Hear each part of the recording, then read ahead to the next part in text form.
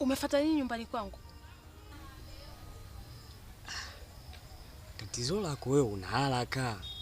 Mimi nimekuja tuongee, tuyajenge, tuzungumze vizuri kwa kina tuelewane. Nadhani ujio wangu mimi unaujua vizuri. Hivyo unajisikia kweli?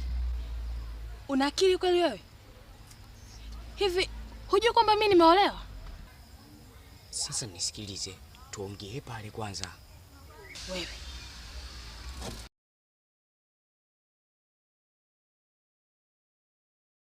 unajua Sharo, yaani mimi kukuacha kule kijijini sio kama nimekutelekeza, sio kama nilikuwa sikufikiri. Mimi nilikuwa nakuwazia sana mke wangu. Lakini mimi nilikuja huku mjini, nilikuja kujitafuta. Nilikuwa bado sijajipata. Lakini nashangaa na wewe tena nimekukuta huku mjini. Haitoshi upo na mwanaume mwingine. Ina maana yale malengo yetu yote umeyasahau. Kicho kuchanganya wewe ni kitu gani?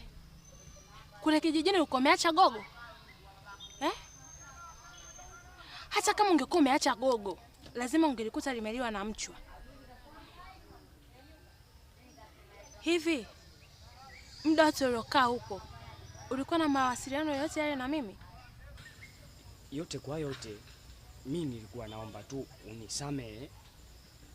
Tuendelee tu, yaliyopita si ndwele. Nikusamehe kwa kitu gani? Mimi na ndoa yangu sasa hivi Unataka uniharibie ugali wewe?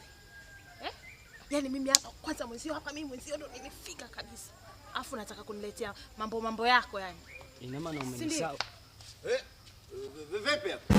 Vipi hapa?